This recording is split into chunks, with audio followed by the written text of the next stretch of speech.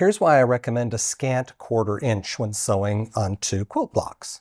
What is a scant 1/4 inch? Well, it's just shy of 1/4 inch. So, we all have our 1/4 inch lines we're following on the sewing machine. Move it in just a little, not even 1/8 of an inch, just a few threads.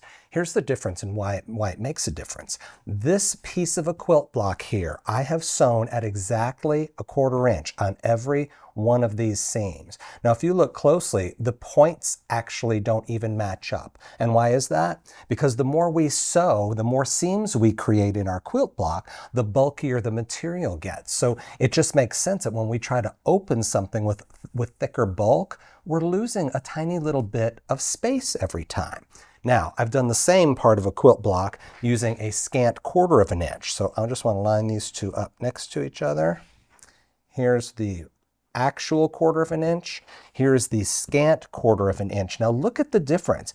This is a big difference. Look at my points. They look great. But look at the size of this.